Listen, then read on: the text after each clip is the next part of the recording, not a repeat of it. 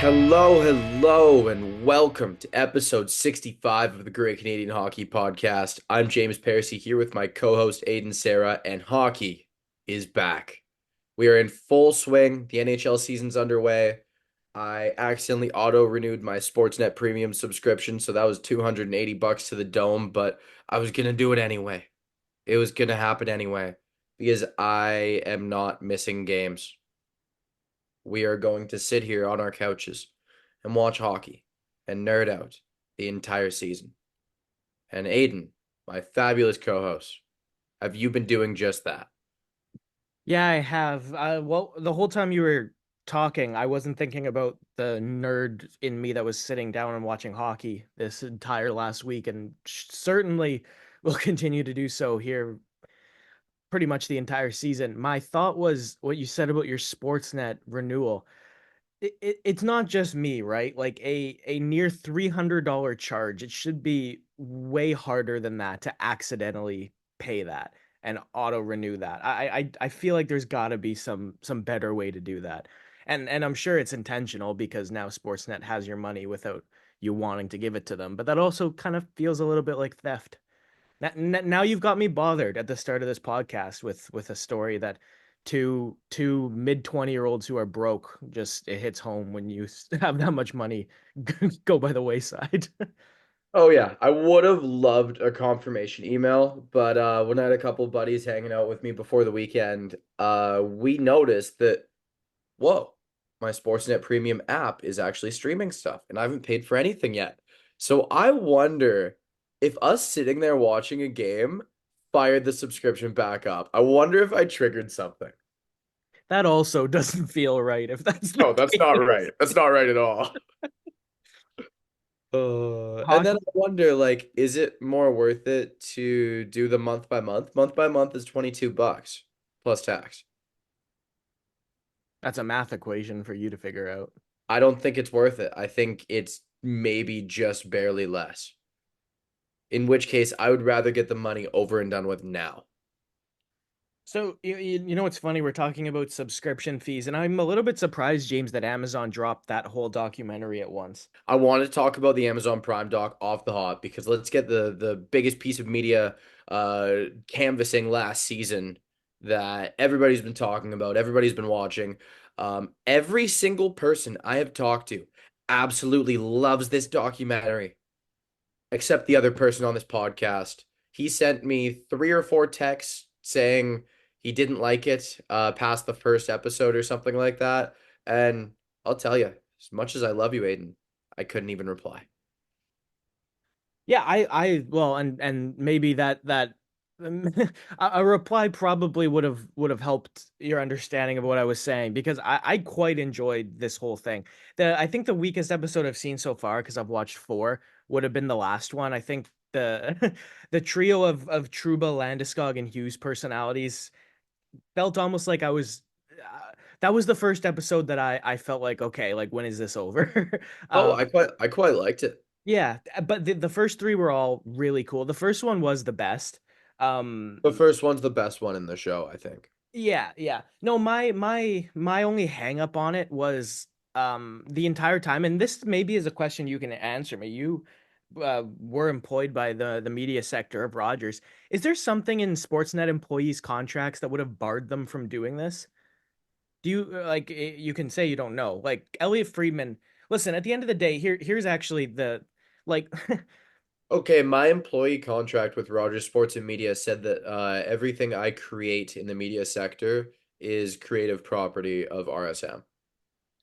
So, do you think that Elliot Friedman, Kevin Bieksa, and co would have been contractually barred from participating in this manner that Bissonnette and Subban and Redmond are in it doing? Do you think that was Um, I believe that there probably would have been some kind of purchasing rights and some open negotiation that resulted in pieces of Elliot's podcast being allowed in there and pieces of BXA on Hockey Night in Canada's panel being thrown in there. Seemed like everything that wasn't Redmond or Subban or Biz sitting in front of the camera was all pulled from pre-existing media. Yeah, no, and that's not what I'm talking about as much as like at the end of the day, PK Subban's popular, Paul Bissonnette's popular, Jackie Redmond's been a figure in this industry for a long time. But James, Jackie Redmond right now does more WWE than she does NHL. Yep. Um, But she was at NHL Network for forever, so she's a familiar face. she is a familiar face, yeah, and that's actually the presence I felt I was missing was actually familiar actually familiar media members to me. Like it just by episode 2, the Subban, Bissonnette, Redmond talking heads, I was like, oh man, they really aren't gonna, like, I'm not gonna see Elliot Friedman here. I'm not gonna have him be Right, you're part of right, it. and I'm not I gonna don't have, think he was. I don't think he would have been allowed to participate in that yeah, capacity and whatsoever. that was the hurdle that was tough for me to get over, because us as Canadians, we are very familiar with Subban and Bissonnette and Redmond. Redmond got her start on Sportsnet. Um, but it it seemed like a bunch of people whose opinions on hockey I haven't heard in years and in eons, and so Interesting, but Aiden, I think that's mostly you because you don't listen to Spit and Chicklets and you don't watch ESPN broadcasts. no, I don't. But I'm also, well, James, where am I? Right?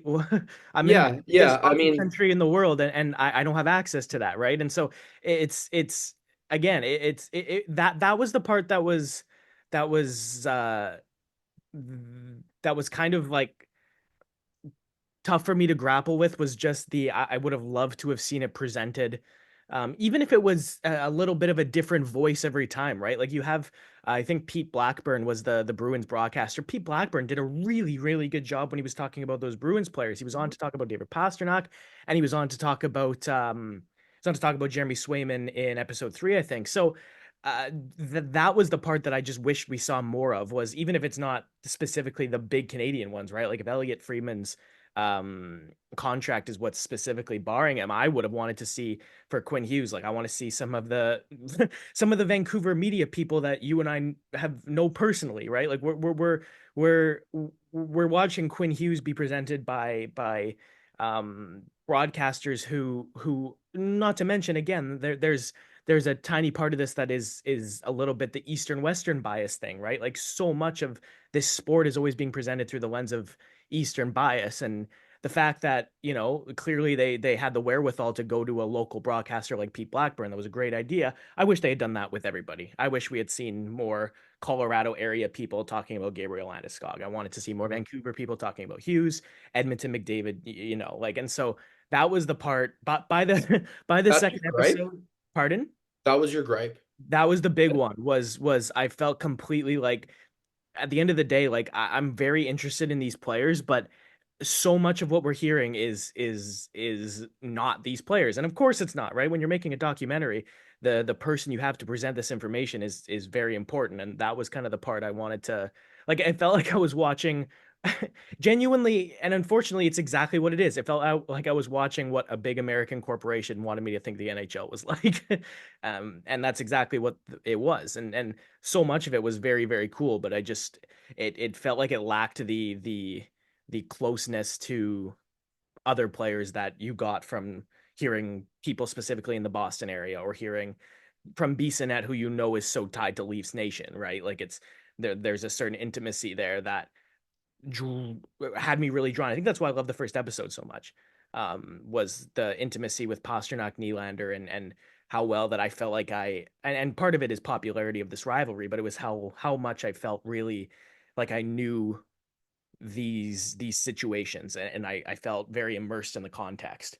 And I think that was the miss, if you are asking me like what I had to the hurdle that I I'll, had to I'll be jump over. I'll be honest. When I got your text, I thought it was gonna be so much worse than this. Yeah, well, and I This know. feels like such small potatoes to me when we had the production value and the storytelling quality that was on display. Oh, totally, yeah. Well, and I think I think the fact it led with the first episode being what it was. Like I felt like I was gripped by that intimacy in this story, and then it was lacking for the other episodes. Um, Okay, but then with the Eichel Forsberg one, I thought it was awesome looking at Forsberg starting a family and having all of these things here and how dialed in and focused he is to his routine and trying to be the best he can every single game. And then the Eichel thing, like with him truly settling in, having one of his best friends in Hannafin being there, and then how hard he was on himself when he didn't score oh that goal. yeah, and that and in this episode, like you have the whole context of the perseverance through injuries too, and Yeah. that was a really cool part of it. No, man, like if the first one's a 10 out of 10, I think the other two are 8 or 9s, and episode 4 was a 7, right? Like And it's see, I loved episode 4, and everyone else I talked to was like, it was incredible to see behind the scenes of what it's like for these players who carry such responsibility for their teams and how they approach things outside the game.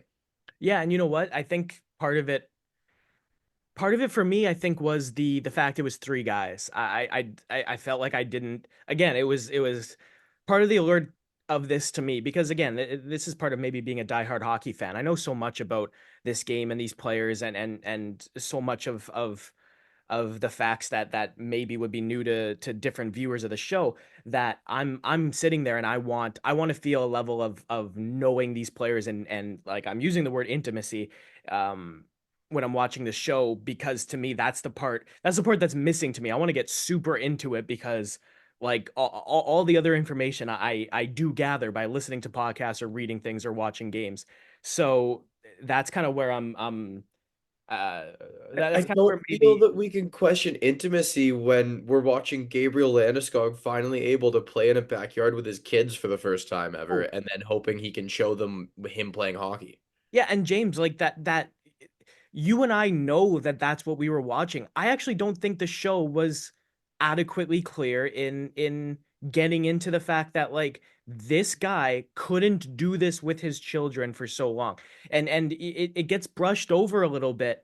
Um and with Hughes and Truba, it feels like we got two half stories, right? Two half stories of new captains taking on pressures in big markets. And um yeah, it felt like before I got really into episode 4, before I really felt immersed in their stories, it was over. That's I think all it was for me was kind of the One of depth my of the favorite lines in the show, well, especially in that episode, but in the show was when Truba has clearly just been asked about how how Quinn Hughes could step into a leadership role because he's just been named captain. And he goes, "Well, I don't know how he does it at all. I don't even know him. But this is how I do it, and this is my best approach because of what I've learned from others and and learning from mistakes." And I thought that was very interesting. And I liked seeing how with both of them, they have to find ways to get out of the away from the game. Like Hughes has to read. He reads a ton of books. He's a book nerd now. I don't think that was ever a thing before. I was a little bit like not I didn't have a problem with it. It was just one, Jeremy Swayman's name was one of the more surprising ones that was on the list when they announced the Hmm. Amazon doc. He was again and being having your expectations exceeded are more about what your expectations were going in. But with that being said, he was surprisingly one of my favorite parts of it. Oh, he Um, was phenomenal. yeah, he was really good, but also there's something to be said for like for at the end of the day, the show is featuring 4 American players, but I'm quite glad that they did a good job so far. The 4 American players in Truba and Hughes and Kachuk and Swayman so far have still felt like very diverse, different stories and backgrounds, right? And so when I looked at kind of the demographic of it, it felt like they were going for that. Obviously, you got a 2 or 3 Swedes, you've got the Czech Pasternak, you got McDavid Hyman, and then you have the Americans. And part of it for me was not wanting to see like not wanting to see what the criticism of hockey players usually is, which is that they're it's it's pre-programmed answers, right? It's just the same things over and over again when you talk to them in the media. And Swayman, I think, was kind of the most diverse of that. Like I the kid from Alaska story to where he is, and obviously, the context we have after with the contract extension. No, I thought it was super cool. Give me And you your haven't seen the final two episodes yet. no, not yet. Surprising. Yeah, Very I surprising. gotta get to it. I gotta get to it. For a guy who eats, sleeps, and breathes hockey, I'm very surprised you haven't nailed that down yet. But I gotta ask, did you hear about how the selection process worked for these players? No, I didn't. That's a good They aside. talked to guys at the All-Star game, and there were yeses, nos, and they had to, with the guys who were down, they had to really figure out and decide how these storylines were going to work going into playoffs. And if they weren't going to work, then they weren't in. No, Apparently, when they met Jeremy Swayman, they were just like, "Wow, what a personality! This is a guy we need to follow." But their first sure thing was William Nylander, because that remember how popular he was around then. him and Pasternak complement each other very well in that And as then the well. storyline too. I don't think a lot of people knew about Pasternak's dad. I don't. I knew he had a father that passed away because I'd heard him reference it in an interview. I didn't know how. I didn't know details. And the spiciest part about that episode was when they had the full audio from the Marner, Bertuzzi, Nylander, and Matthews thing on the bench in playoffs last year. Yeah, I feel like a lot of people owe Mitch Marner a written apology letter, thinking that he was the one that was crying on the bench to have Nylander screaming at him. It definitely wasn't the case that that was Mitch Marner's fault. It was you saw it, right? It was that yelling match on the bench just being again. It's the Heat of the moment. yeah, it's the stakes that are overwhelming these guys, and yeah, it's that rare peek behind the curtain into that too. I loved it. But enough on the doc. If you haven't watched it, and go watch it. As much as we just talked about, we still haven't spoiled even nearly half of it for you. There's a ton of great entertainment, and we are not sponsored by them, so this is a free ad. Don't get used to it. Yeah, in NHL season, there have been some surprises. There have been some things that are quite exciting. But one very common theme when I talk to my friends, when I chat in my hockey pool group chat that you're in, when I'm sitting at a bar having a pint talking about hockey with a couple guys, when I'm sitting on the couch and my uncle's going, "Who is this Utah team, and why do me and my kids love watching it so much?" I am very glad that we got our Western Conference preview out when we did because we Yeah. were we were very positive about them and about um a few of their superstars that have come out of the gates absolutely flying.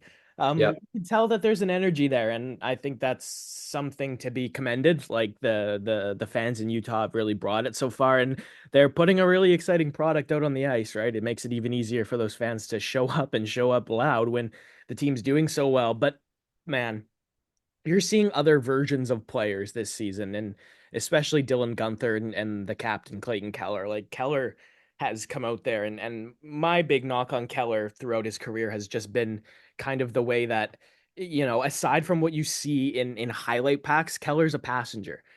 He's a periphery guy, and there's players that have made really great careers out of managing to be passengers and periphery players, but that was kind of always my knock on Keller is that I wanted him to get more involved. But it seems like stapling that C to his jersey just gave him a this massive boost of man. This guy's skating without the puck. Like I feel like in 2 games I've watched of Utah so far this season, I've seen him take more strides than I have in dozens of games I've watched him over his career. Like he is working out there, and again, it's easy when you're off the top of the season to have a little spark of energy, but this Utah team seemed to have a lot of wind in their sails, and Gunther and Keller are just the tops of that list because you go down the lineup and they're getting a lot of good contributions through 4 games so far. I will agree with you. It kind of looks like Keller skates a little angrier now. Like, Yeah, remember people always talked about how like McKinnon skates like he wants to hurt the ice. yeah, I just kind don't of quite see that, but it's like shades of it are there. yeah, it's a step in that direction from what he was before for sure. Aiden, a lot of people owe you an apology about Dylan Gunther. Well, I mean, I picked Johnston instead of him for my breakout, but yeah, this was no, I thought this was coming, and I didn't think I was alone, but the the shock in everybody makes me think maybe I was. I thought he was going to be good, like a 25 and 35 or a 30 and 30. I didn't see like, oh yeah, he's probably a 90-point guy. I had a feeling it was possible, but there's so many cooks in the kitchen offensively there. I wasn't sure who was going to truly succeed. I think we know now. I know you want to talk about Barrett Hayton a little bit because we're going to gush about Dylan Gunther all season long. Barrett Hayton's been off to a hot start. Tell me a little bit about his game and tell our listeners what this guy brings to the table. You know what? I think with him, it's kind of unfortunately, it's entirely a confidence thing, right? Like he got the monkey off his back early this year. He wasn't producing at all in the early parts of last season, and that kind of, like he got buried deep in the lineup. But he got his chance to get the power play time, the ice time early on here, and the fact that Clayton Keller has kind of moved over to wing full time means that in the absence of a Ginla, they're gonna need somebody to play second line center behind Cooley and or first line center with Cooley at two. And again, that Hayden had the opportunity 2 years ago, did really really well. Had the opportunity last year and fell on his face. And this year he looks like a player who is not only fighting for a spot like that, he looks like a player who knows that he has what it takes to be in that spot and knows what he has to do. 3 goals through 4 games so far for him. He had 3 goals, I think, in 30 something, 33 last year. So already Hayden's hit that mark, and it's good to see because you have this guy who drafted high, and then the end of his junior career, start of his pro career was upper body issues. He had that shoulder injury at the World Juniors, but if he can get the train on the tracks, establish himself as a top six guy in Utah this year, the team's on the upswing, and hopefully his career is going to go with it. A couple unfortunate blemishes in Utah, though. John Marino's been out so far, and Sean Dursey is now injured and out for the foreseeable future. That's it's a couple glaring holes in their top four, and that's a top four D that we really kind of gushed about. I was blown away by the depth they were able to put together, and now you're going to see, according to their general manager, Robert Bortuzzo or two guys that I've never heard of step in. I will hopefully see them perform super well and we can go over their names and what they're all about. But at this point in time, Aiden, I know nothing about them. And I'm not going to pretend to know something about them. Yeah, no, me neither in this situation. Like, I like, we could just read you their hockey DB. We could, and we could probably sell you on the fact that we know something about them, but we don't. I read their names for the first time ever today. yeah, and I think I almost think we're gonna see like a kid come up, Maverick Lamoureux's in their AHL team. I like him. He's huge. Yeah, 6'7". I think he's 6'7", yeah. I think we're gonna see either a kid be given that shot or they're gonna dip into that UFA well. Justin Schultz is still out there. I was kind of thinking about him for Vancouver. We'll get to the Canucks in a bit here, but I was thinking about him as an option for the Canucks to hop on, especially after it looked like Tyler Myers went down with an injury in the second game. Um, but it seems like Utah's need for him is going to be just as immediate, and I think that's probably a direction you have to go, even if you get some contribution from a depth guy or a young guy coming up. I think having that extra option, especially even just Dursey's out, and Dursey he's been a staple on that power play, whether it be first unit or second unit, and Schultz can do that too, and that's a good spot to plug him in for instead of you're going to be leaning on Sergachev and Valimaki a lot for ice time, so you don't want to force both of them into mandatory necessary power play roles too if you're going to be dumping 25 minutes of 5-on-5 on them a night. One more thing I want to add about Utah before we move on. I talked to a couple people who were super impressed with the play of Connor Ingram. Connor Ingram is probably a starting NHL goaltender at this point. Get used to it. It's out there. It's been out there. He was stellar last season. And don't forget that when Nashville played against Colorado in playoffs in 2022, first round, Connor Ingram had to step in when Saros went down with injury, and he wasn't just lights out. He actually almost carried them to win a game. Singular. I mean, very wide disparity in the talent of That that. was a David versus Goliath, Yeah, and yeah. he went full roided up David. Yeah. Yeah, but time to take it out of Utah. Also, please name them Utah Outlaws. I don't like the Yeti. Yeti foot is a former Avalanche shoulder patch. Um, don't be the Yeti. It's not yours. You can't have it. Please be the Outlaws. Or just stick with Hockey Club. I don't even hate it. But yes. The jerseys are nice enough that I wouldn't really complain. Like But they're dude, tell me Utah Outlaws doesn't have a ring to it. yeah, no, I like it. I like that too. But yes, moving on. I've said this for the sixth time in the last minute. I need to figure out another phrase to slide over to different segments. Um, we saw Jeremy Swayman get paid what I think was a very fair deal. The New York Rangers have a little bit of a financial hurdle to jump by what, July 1st? Yep. And it's not small. Igor Shesterkin is going to be the highest paid goalie in the league, probably a top 10 paid any player in the league, maybe even top five. And this is no small potatoes. This isn't like, oh, it's free agency. Let's give a couple time Vezina winner in Bobrovsky 10 milli. No, this is Igor probably. I honestly think he wants like 13. Yeah, I mean the reports and the indications were that the $11 million offer was not sufficient. Uh, No. and that would make him, I believe, the highest paid goaltender ever. Yep. Um, it would, That's 500K a year above Carey Price. yeah, and it would make him the In probably the most brutal tax bracket in the NHL. in the States anyways. Yeah. Um, Artemi Panarin makes 11.6, and there have been reports that the stance of Shesterkin's camp is that he is the most valuable, best player on this team, and he should be the highest paid player of the team because of that. There's a lot that you're ignoring there when you're saying that and saying that you should be paid more than Panarin, because of course there is. Um, Tampa just scored. It's 2-0 Lightning over the Canucks. But um yeah, so this again, like you said, the fact that an $11 million offer is being rejected at this stage of negotiations means that this is going to be a massive number. And when you're looking at this New York Rangers team, James, if I'm another general manager in the NHL right now, I'm a shark in the water that's smelling some blood here, because they've got Shesterkin for 5-6 this year.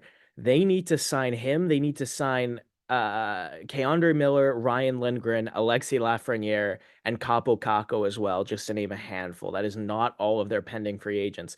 Then Grin and Kako are gone. Yeah, well, and unfortunately, Ryan Lindgren is a massive part of that team. Like that is a huge hit for that team to take. You've got Jacob Trouba making 8 million bucks. I actually, James, almost would be more inclined to think that they might be looking at moving their captain. He's on the books at $8 million for one more year. So, uh, anyways, what the One Rangers are more going to year do? after this season? Yeah, at the end of 25-26, he'll expire. Okay. Um, Yeah. so you're looking at this Rangers team and you're saying, well, they're going to be in a position right now where it doesn't seem like they're going to have a choice but to bend in some way, and that's probably going to have to be bending to Shesterkin's ask. It's going to probably, like you said, make him at least above 12 million bucks if this $11 million offer that's been reported is accurate. Um, and then you're gonna have one of Truba, Lindgren, Miller, Lafreniere, Kako, maybe more than just those handful, potentially on the trading block, right? And I think Pop's not going anywhere. Lafreniere, not at this point, He's anyways. a stud. And how sick has he been so far this year? Yeah, Starting and the season with that curl and drag against Pittsburgh. Oh, yeah, that was smooth. oh But man. I think even just you talk about again, we're going to talk about Vancouver, we're going to talk about Edmonton, we're going to talk about Calgary, and we're going to get to the topic of defensemen up there in a second. There's got to be teams looking at this Rangers team and thinking, can I maybe jump in here as a savior? Like I would almost bet money that you look at some of these contracts that the Rangers have, like it might even be more than one of these guys, James, right? Like that ends up having to go. I Um, think you're missing a name. Missing a name in what sense? Name the Rangers could move, and you're gonna call me crazy. Is it Kreider? Keandre Miller. Yes, Zach Jones is looking really good. He's taken another step forward. He's not Keandre Miller, but he's really good. And they have Braden Schneider, who continues to be very good. Yeah, the Jones thing kind of is a little bit more than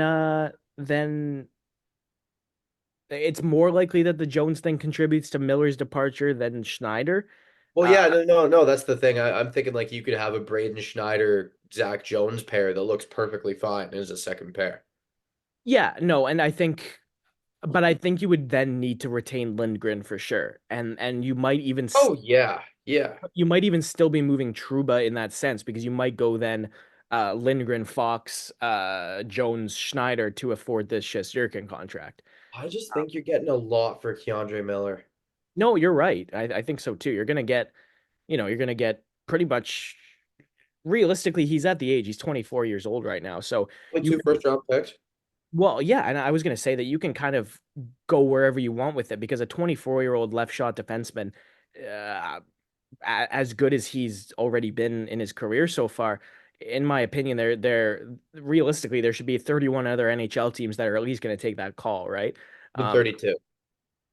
uh, yeah, but Rangers calling other teams, but Yeah. um, so it's it's one of those situations where I'm thinking like, well, Utah could use them, and the Rangers go to Utah. They can pretty much either get a prospect that's already drafted, they can get an established roster player they like with futures, or they can get the world of draft picks, right? And you have um, that's just one example so far of a team that could use a defenseman that would have a very wide variety of things they both can and probably would be willing to give up at this point for him.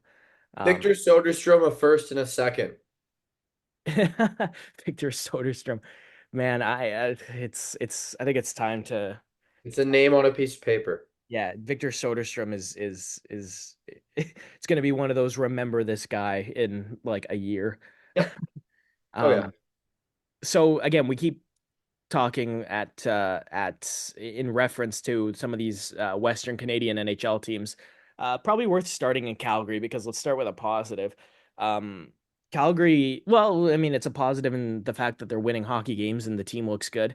It's a negative in the fact that I'm sure when when the draft lottery balls go in here, these points they're picking up is going to lower their chances at one of those ideal positions.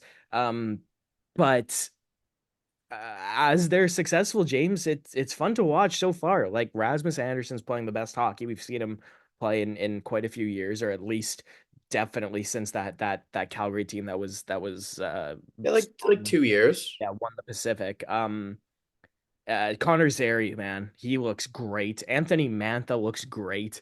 Um, yeah, both Vladar and Wolf have looked solid.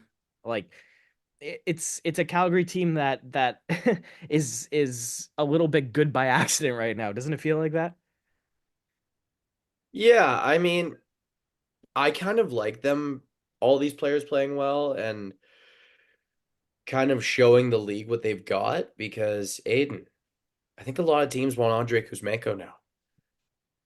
Well, yeah, and listen, Calgary, the fact that Calgary are where they are, at least in my opinion, in their rebuild, is more than them being bad for a while. Because again, 2 years ago they won the Pacific Division, but you look at this prospect cupboard, and it looks like a team that has been struggling for a while.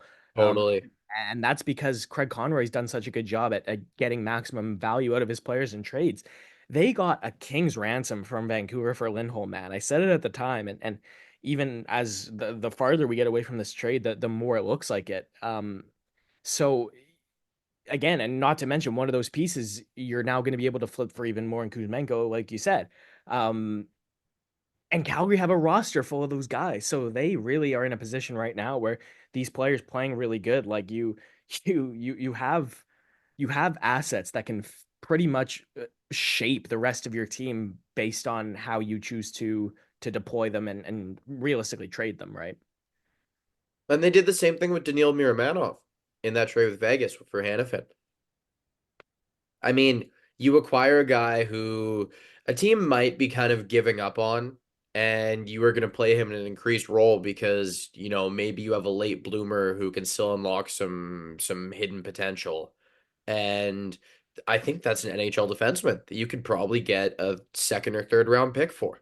Oh yeah, are you kidding me? If the Vancouver Canucks, absolutely, yeah, second and a third together, maybe not. But a second and another draft pick or a third and another draft pick, no way a team's not doing that for a right shot defenseman that's on a decent deal and has looked pretty reliable in every game I've seen him play, anyways. Calgary completely dominated Edmonton. That was a bad game for the Oilers on it was Sunday, right? Yeah, on Sunday night, the Battle of Alberta. Man, Connor McDavid and Leon Draisaitl and Evan Bouchard and Matthias Ekholm and Ryan Nugent Hopkins are all making a lot of money to play not good hockey so far this season. And you have a team like you have a team like the Pittsburgh Penguins right now where you're looking at their struggles, but it's it's Sidney Crosby doing all he can and leaving it all on the ice, and the rest of his team is just not rising to the level that they need to be. Edmonton's the opposite, I think, where it's a bunch of super capable players that it's not like they're pushing forward and coming up short. It almost looks like a group that's disjointed so far. Um, and it feels a little bit deja vu-y, doesn't it? At the start of the season, we're talking about this very talented team just not being able to put it together. Aiden, Chris Knobloch said in a post-game interview, when we had a season like we did last year and coming back and the expectations being really high, I don't think there's enough desperation. I think we need to just show up, play hockey, and that's good enough. But this game's about playing with desperation. And Oh right yeah. now, we're lacking that. No, man. Being complacent is one of the most detrimental things you can be in a competitive environment for sure. Yeah, and the thing is, there has been a lot of turnover in that forward group, and there's been a lot of turnover on the decor. That decor is not there. Like you have that awesome pair of Ekholm and Bouchard. Darnell Nurse is an NHL defenseman. I don't think you can say much more. Like seriously, That's why it stops. yeah, yeah, like and again, it's I kept saying this that I like Ty Emberson, man, but the expectation that he was going to seamlessly step in and be the number four is has been pretty quickly debunked, right? Like he looks a little bit out of his depth in that role.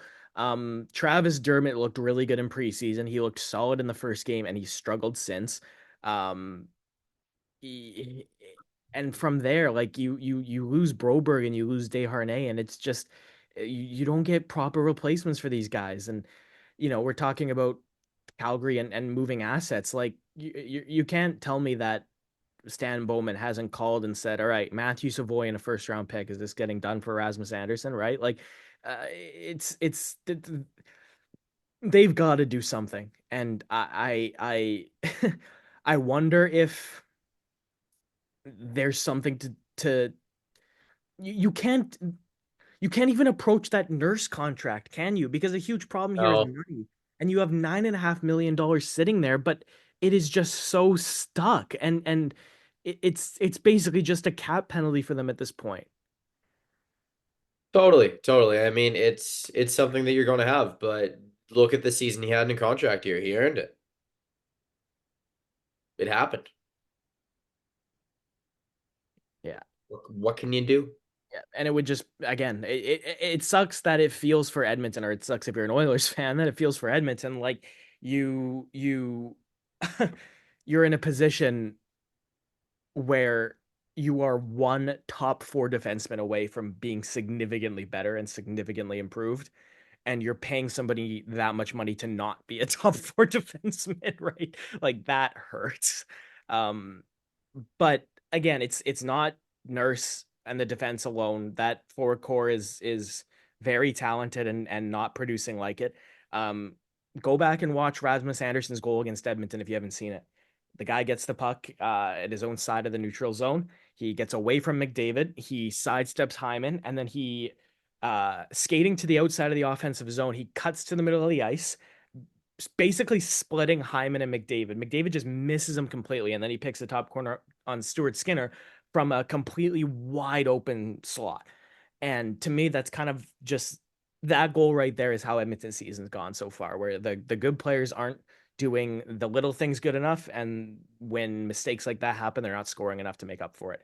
Vancouver's in a somewhat similar situation, James, and you kind of saw this one coming a little bit more in terms of early season struggles when all the goaltending stuff off the top was so uncertain, and you know you have the new look defense core that you do as well. But James, like this Canucks team, it feels less dire than Edmonton, but I'd say it kind of feels just as much in need of a move. What do you think? Aiden, every year we talk Canucks in my lifetime, it's like, God, they need to make a move. They need to get this. It isn't, there's never been a season, even at their best, where I haven't heard that like every week. And you know what? I kind of like the idea of just letting it simmer. These guys are supposed to be good. Like, it's one of those nut up or shut up situations. I actually don't want them to make a move. I Mhm. want them to go all in and every player buy in because if every player buys in, that team is good enough to do some damage. The They need the to make a move right now. the concern I have is in the defense because Forbert and Desharnais were risks, and they're risks that have not paid off in the slightest so far. So, But okay, we're 3 games into the season. oh yeah. No, don't get me wrong, and it's the similar situation to the Edmonton Oilers, right? Where Yeah. like Knobloch said, you come in with these expectations, and again, it's the favorite quote of somebody we had on the podcast recently, Derek. He tells me every time we talk about building the team and what's important is the at the end of the day the attitude is you do your best but you can't control outcomes. And No. Vancouver, it's you're right that at the end of the day this team is supposed to be good, but it's the outcomes, the uncontrollable outcomes that are just not going their way right now. And the uh, city's buzzing. The fans haven't turned on them after 3 games, which is a good sign. Speaking of struggles out of the gate, Colorado. I knew we were getting here eventually. So Before we talk about how bad they are, because I have a lot to say about that, I would like to include that Jonathan Drouin, Arturi Lehkonen, Valeri Nichushkin, all out of the lineup. And I'm not even going to talk Gabriel Landeskog because it's been so long. That's three of your wingers that would be on your top two lines. Three of the four. okay, so I'm gonna let you go on a tear here right after we have just a quick back and forth about what do you want to see happen between the pipes for the rest of the season? Because so far the appearance is that Alexander Georgiev as an NHL goaltender is becoming less and less viable as an option. Well, I've always said he's never good at starting. And I'm not talking about starting the games. I'm talking about starting the seasons. There was a Rangers preseason where he was absolutely atrocious when he was supposed to be a lock to make the team. And it was like, oh, we don't want him up there. His first few games in Colorado after being traded there, god awful, not good. And then immediately turned it around and was a rock star.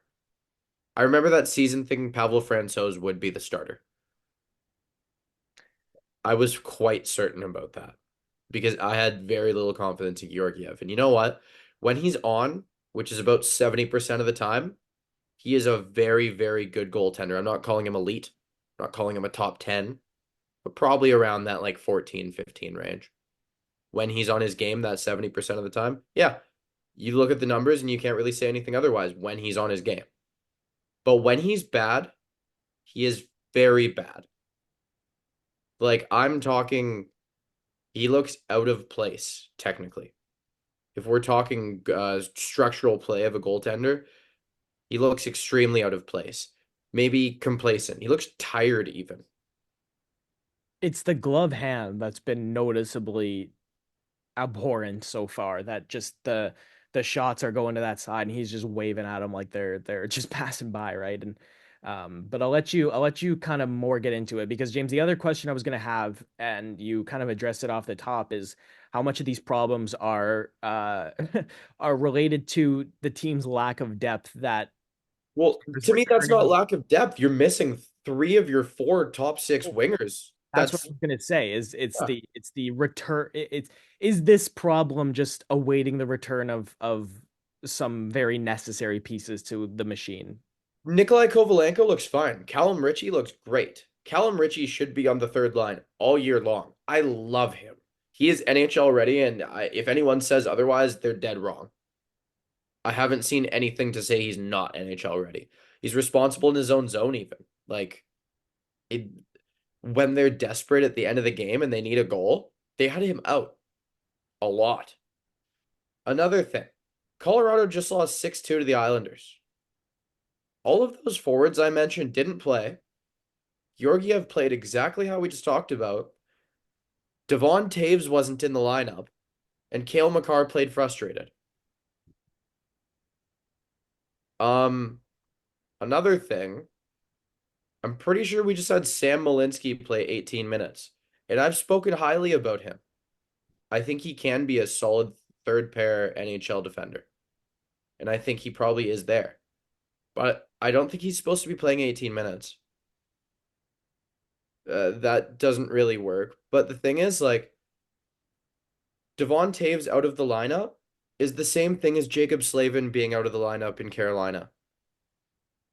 Like, him not playing in the game is probably like 40% of your offense suppression, maybe Well, 50. there's further why the goaltender save percentage takes the hit too.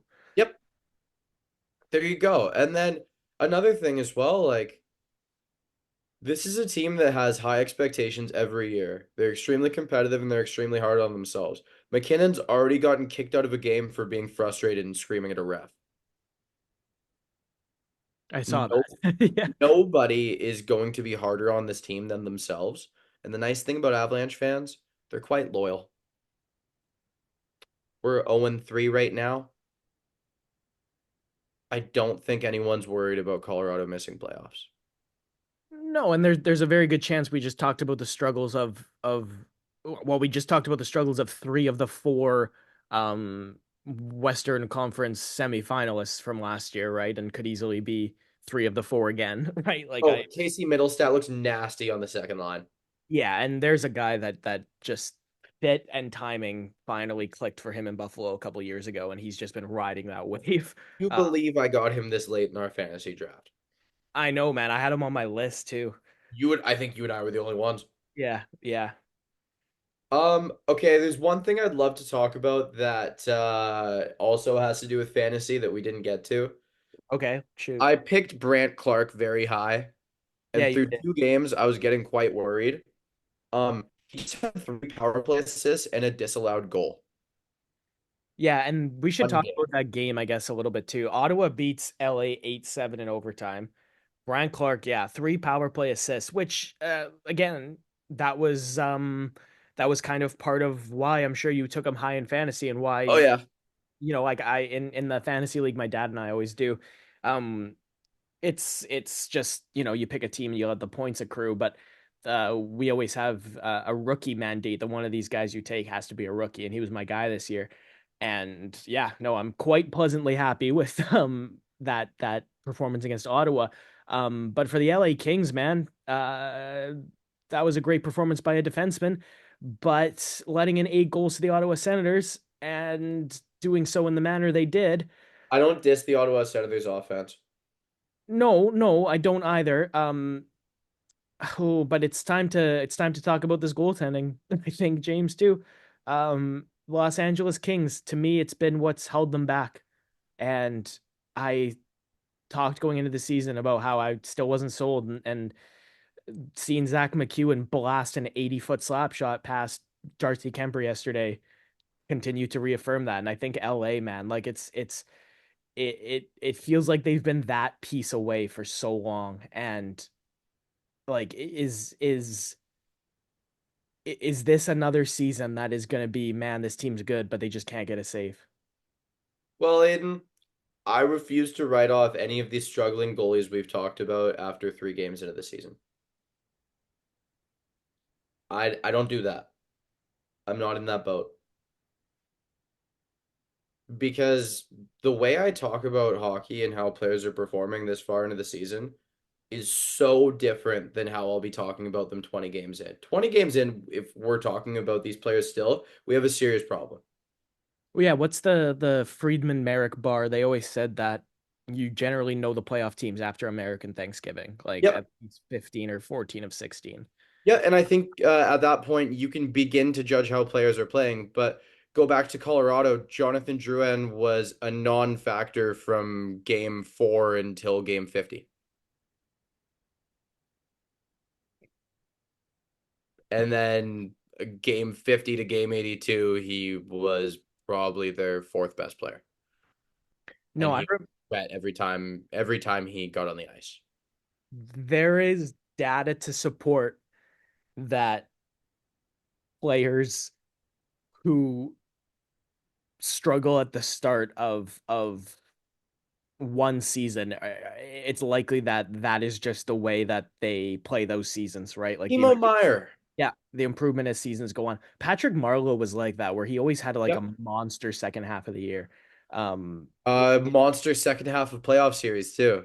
yeah, yeah, yeah. It's like The once he, dude was always just shelled to start playoff series. yeah, I remember that quite well.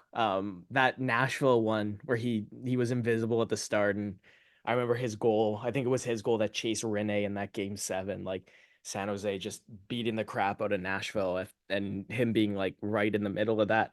Yep. Um, so we're gonna move on here for a second, just to the New Jersey Devils because they started off hot. Um, but Got they're Jake Allen, he's nasty. Jake Allen's playing well.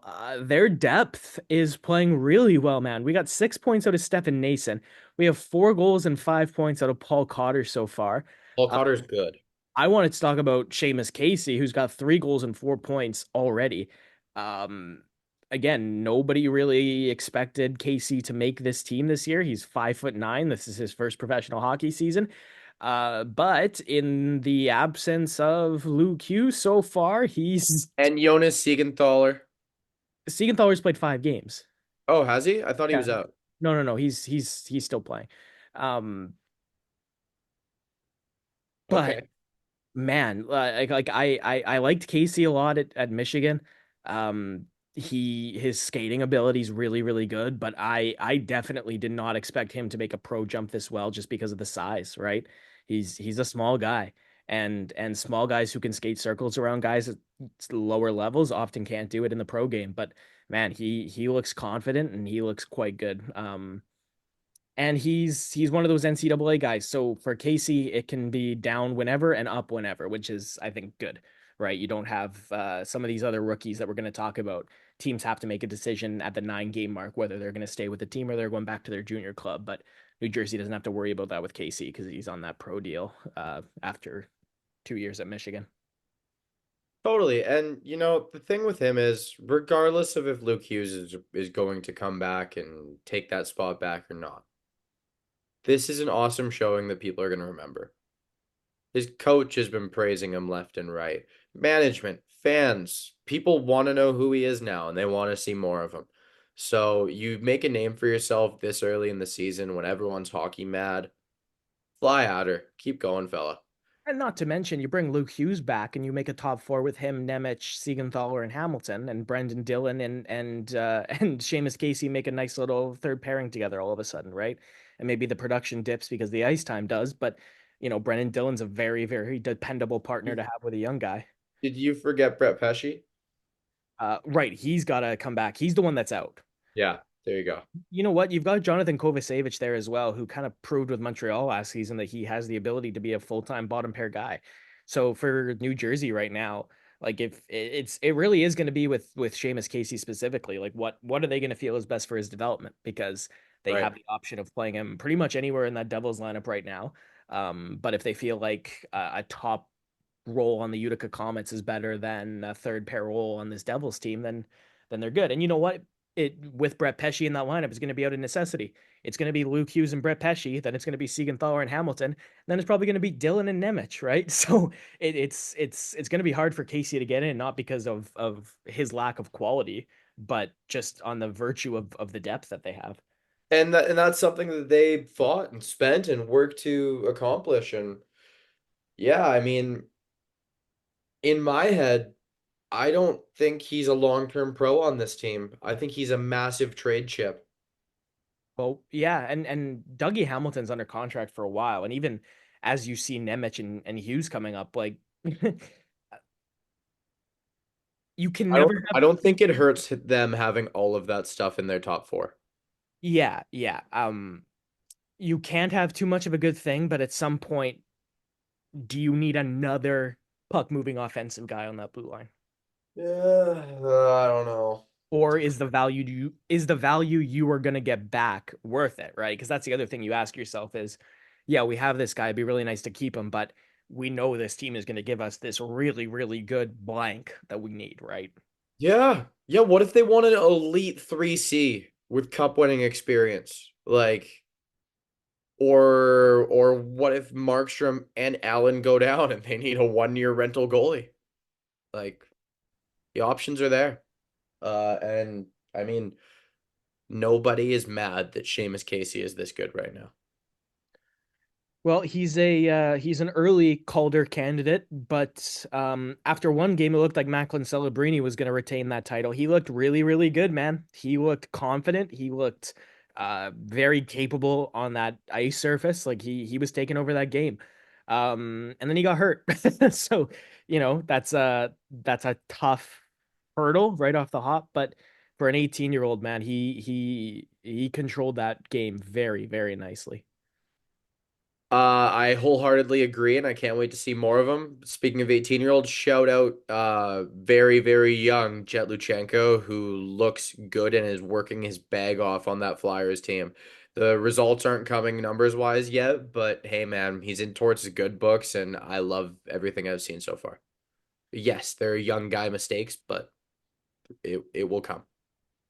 As does Michkov. Confident, Yes. controlling the play well, looks very skilled. He tried that between the legs against Vancouver. That got Yep. some. Sean Monahan just scored and gave a little point to this guy, Johnny Gaudreau tribute as I'm watching on. Oh, At, man. I well, love and hockey. again, not sure if you saw him with the young Gaudreau that was just born. Oh, I Uncle didn't see that. Sean met him on, yeah, I think it's on his Instagram story. Um, So good for Monahan to get that goal, obviously, and continued just heavy hearts for the situation that those Columbus players and the families are going through. Last thing in the NHL, James, that you wanted to touch Sorry to on. interrupt you, Aiden, but Tommy Novak just scored. Okay, thanks, James. Still playing 2C on that Preds team? I was told he lost that role to Colton Sissons. Hmm. Yeah, yeah. But apparently he can get it back. It's a long season. They're seeing what works. Yeah, he's currently playing with Evangelista and Jankowski. And then Cole Smith is playing left wing with center Steven Stamkos and right wing Marchessault. That's a fun line. I mean, Yeah, they're they're they're trying stuff out. yeah, they're slow, but Yeah. they're good. Just they're not burning up the ice with the speed on that trio. I Um, still think Marchie has some wheels. you wanted to talk about Darlene and Krebs, so Okay, let's talk Aiden. about Darlene and Krebs. Yeah. All right. So for those unfamiliar with what happened, news out of Buffalo this morning was that, or was it last night? I don't know. Whatever it was, they drop the mitts at practice. I watched the video footage. For anyone else who saw the video footage, it's hilarious because it's on like it's a cell phone video of a camcorder recording. It is so silly and feels very early 2000s, but I absolutely love it because from what I gather and from what I've read, there was a little collision that Darlene didn't like and Krebs didn't like that he didn't like it during practice. And then that, what was it? I think it was a hip check. Darlene threw a hip check on Krebs. Yeah. Yeah, and then Krebs took major exception to that. Words were exchanged, but there was no stopping to exchange words. They immediately launched themselves at each other. And I remember seeing a bunch of people online this morning going, "Oh, that's so dumb for a captain and Darlene to go after a young player like Krebs." Krebs is 10 months younger than him. They're actually quite good friends. So the funniest part of all of it is that Krebs immediately once it goes public takes to his Instagram story and posts a picture of him and Darlene celebrating a goal together, and it says something like "Love my best friend." I think it was celebrating goals with my best friend with Yes. thumbs up or something like that. Yes. And you know what? Some people online or some people that you talk to, I think a lot of parents too, they think like, "Oh my God, they fought in practice. This team's falling apart." No, Aiden, this is good. And this is exactly what you want. Name one occasion that players have fought in practice and it's done something to hurt the team long term. I guarantee you You that can't. yeah, I can't in the moment right now. If you gave me some prep time, I'm sure we could come up with it. But Good, you don't get any honestly, prep time, so I can continue making my point. well, This team is going to be fired up, and even though I still think they're not going to make the playoffs this year, they're probably going to go rattle off a 6 game win streak sometime in the next 20 games because all of these guys are seeing, holy, Darlene just went one of our players, our captain, who we love and adore and look up to and depend on, just dropped the mitts violently with a pretty likable guy on this roster. And that likable guy went right back at him. I want to get going. Let's do this. all right, James, Rasmus Dahlin's hype coming out of that 2018 draft was absolutely astronomical, and it kind of mirrored Aaron Ekblad a few years prior in 2014. Kind of. Yeah, but I think we're coming up on the best looking defense prospect at this age. And I say at this age because this kid's 15. But you've heard us say the name Landon DuPont on this podcast a few times. And um, the WHL for a Is long nasty. time, pardon?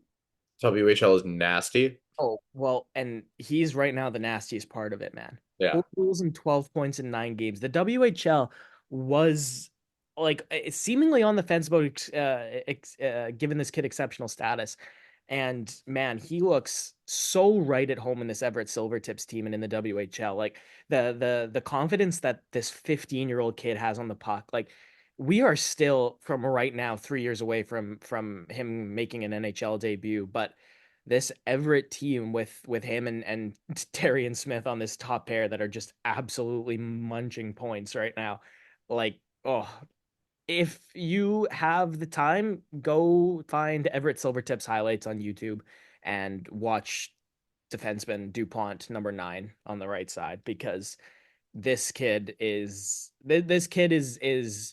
like Gavin McKenna is special too, man. But we are gonna have a back-to-back draft here of McKenna in 26 and DuPont in 27. And at the end of the day, like junior hockey is so much better when you've got these superstars. Like the way Connor Bedard took over the WHL in his draft year. Like I can't wait for the hype around McKenna and even hopefully Roger McQueen later in this season kind of gets to that point as well. Like it's it's electric in there when you've got guys coming in with the other team. Like, it feels very David versus Goliath when your junior team is going against a guy that is going first overall and is ripping through the league and you're his next stop. Aiden, I can't wait to keep talking Landon DuPont all year long, but there's a player in the OHL that I would like to talk about a little bit. Is him be Michael Misa? Because we should talk about. No, it's Ryan Rubrek. Oh, that's a good poll. Okay, this 17-year-old, freshly 17 years old as of a couple weeks ago, he's not going to be drafted until 2026. That's not this coming summer. That's the one after. I think he's ranked what, four, five, six, maybe? You've got a group at the top. You don't really know till that year, but yeah, he's Yeah.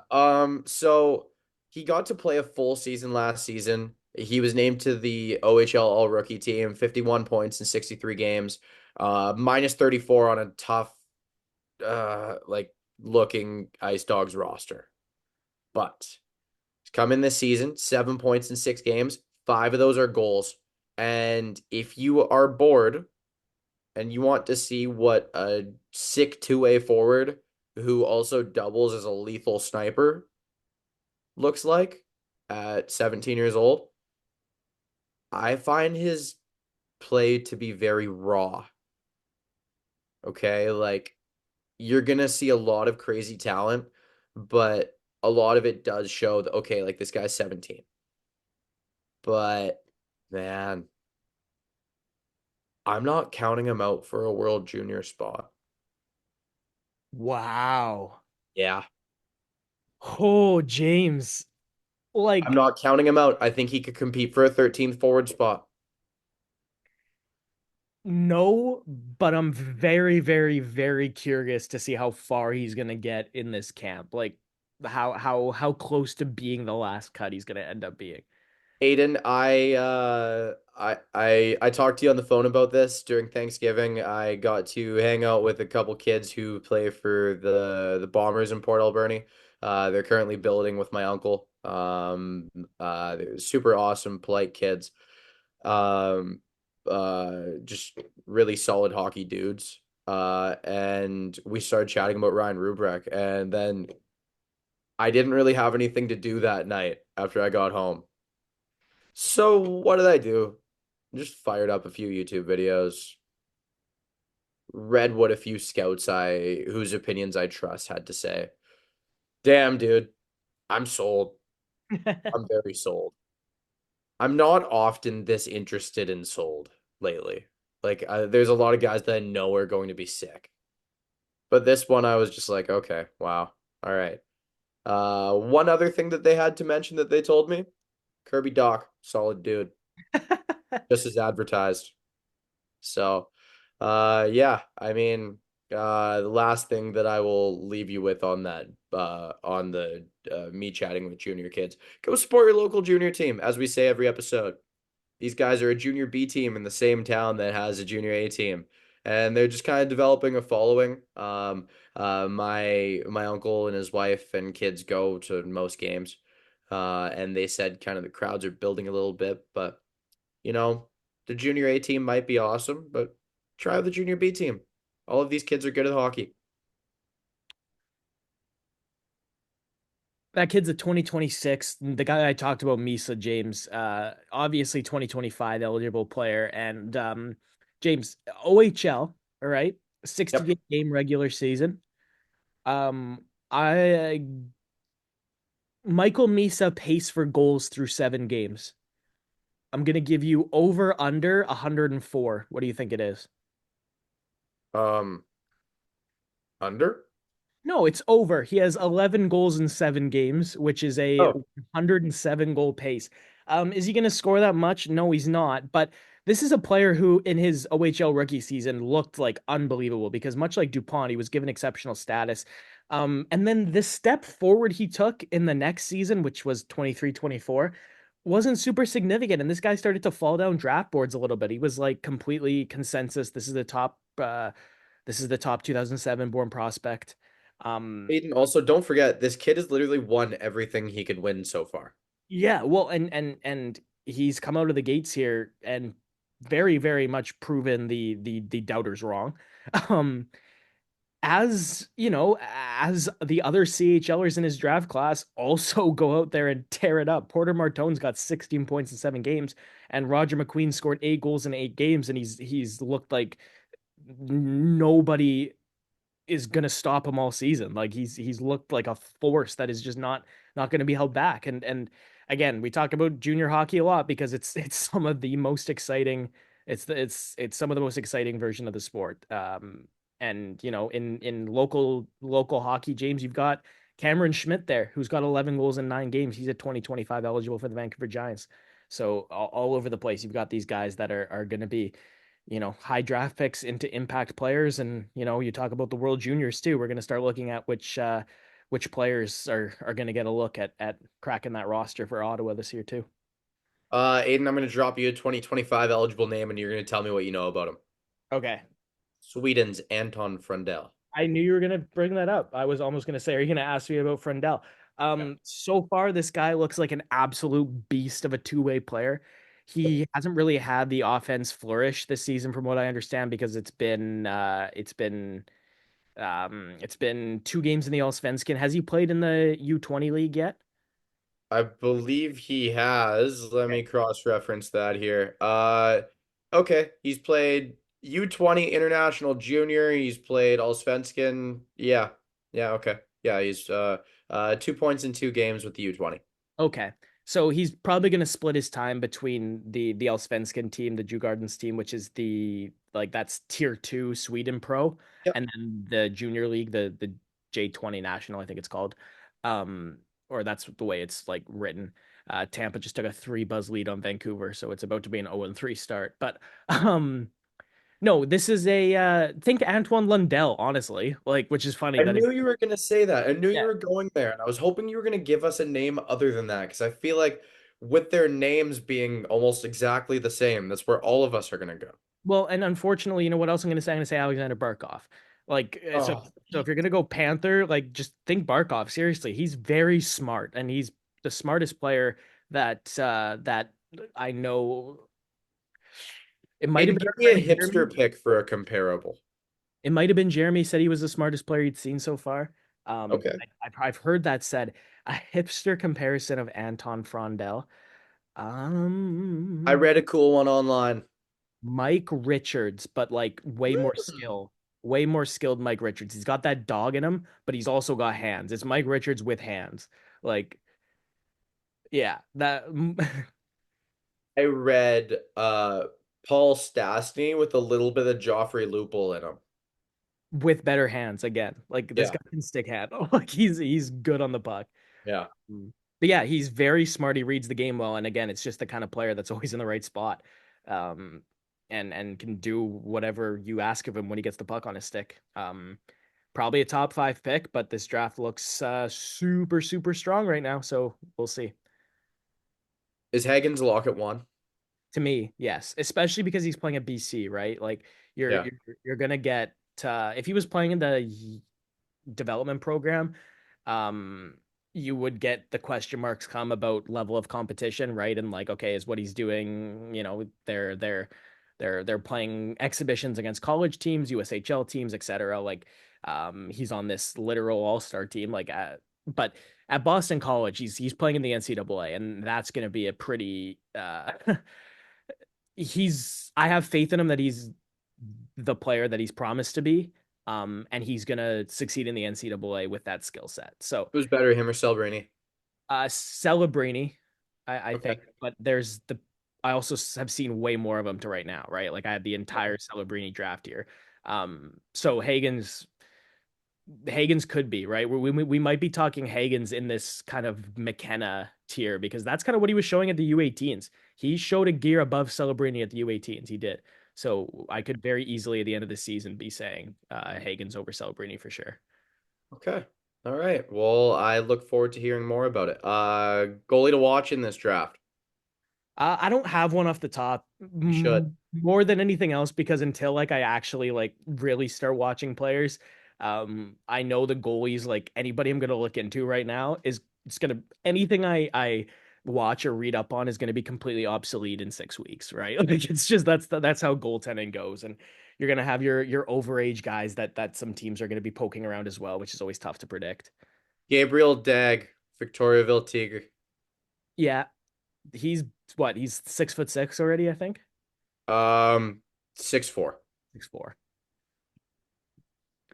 Okay. That's the goalie to watch. That's the only one I got so far.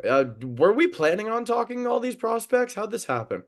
Well, we were talking 2025. I wanted to talk about the way these CHL guys were going, just because, FYI, if you're a Canadian hockey fan, like you're gonna have a guy like Roger McQueen, who I'd say without a doubt you're gonna see in a Canada jersey within the next couple of years, and you're gonna see walk. Are we gonna see them walk the stage? I don't. I guess we don't know what the draft looks like, but we'll see them be We a have high pick. no idea. I have a bad feeling. Yeah, me too. Last note on prospects, we talked Braxton Whitehead. I believe we touched on the fact that the NCAA was going to vote on, officializing, I guess, the official eligibility of CHL players to play in the NCAA. But what we have seen is a handful of Division One committed Tier Two players signed with WHL teams and OHL teams and QMJHL teams in the last week and a half. The team I work for, the Red Deer Rebels, signed one in Jackson Feuder, who doesn't have a Div 1 commit, but he was in the BCHL and on his way to getting one. So um, you have guys committed. I cannot remember his name, but I know we had one player who is committed to the University of Michigan make a jump from the USHL to the CHL last week. So again, every indication is that we are finally going to get some form of understanding here that these CHL athletes aren't professionals and should be afforded these opportunities as well. Cool, cool. Aiden, do you have a movie for me? I watched Greta Gerwig's Lady Bird last night and loved it. If you're into coming of age movies, it's very good. It very raw, believable parent-child relationship. Like the acting was very well. The movies visually looked really good. It did a good job. Like I hate when people say it, but truly the location of the movie can often be a character in itself, and you really felt the main character's connection to her hometown, which is tough especially in movies about places you don't live. So yeah, overall I very, very highly recommend it. Yeah, Greta Gerwig did Barbie as well, and this was so much better. She also did the Little Women remake, which is critically acclaimed. Yes, I haven't seen that either, but I'm now gonna definitely watch it sooner. It's been on the list, but it's moving up the list after how good this one was. Okay, I'm going a completely different direction because fall for me is a season of rewatches. I Sure. rewatch older movies in the fall. And one thing my roommate Kyle and I have been doing is exactly what people in the early 2000s did before memes. Before the days of memes, you just quoted Will Ferrell and Vince Vaughn movies. So we were at work one day and he threw something to me and I said, "If you can dodge a wrench, you can dodge a ball." Aiden, last night I rewatched Dodgeball, a true underdog story. Gotcha. Um, See, as someone who has now gone to broadcast school and worked in media, I appreciate this so much more than when I was a kid because ESPN ate the Ocho with Jason Bateman and the one other guy who I know from Entourage and Suits and a few other things. Um, it's so funny with all the quotable lines like that's a bold move, Cotton. See if that one pays off this time. Like everything is so perfect. Like Jason Bateman's like taking a nap at one point while watching the teams play. And no, but in the pregame as they're introducing everyone. And then it gets thrown to him and he goes, "Yep, this is the greatest moment in sports history." And it's the American Dodgeball Association of America. That's one I'm needing to rewatch. It's been long enough that Aiden, Ben Stiller as a mustached bad guy is hilarious. yeah, Ben Stiller, yeah, he as a kid he was probably my favorite of Yeah. Oh yeah. those comedian like Oh yeah. blockbuster guys. Like those Night of the Museum movies were fun. I liked those. I'm I became someone who was very frustrated by Vince Vaughn because my mom liked comedy movies and I was just so sick of seeing him on the TV every time I turned on the TV. I now realize he may be the greatest comedy actor of all time looking at his catalog. Sorry, he didn't wear off, he just stopped. Sorry.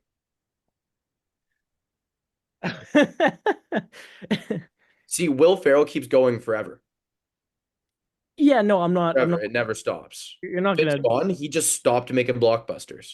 He's like, they're not really doing comedies I like anymore. I'm out. The guy started with Swingers. Him and Jon Favreau just wrote that themselves before any of them had a job. I think they were both servers still.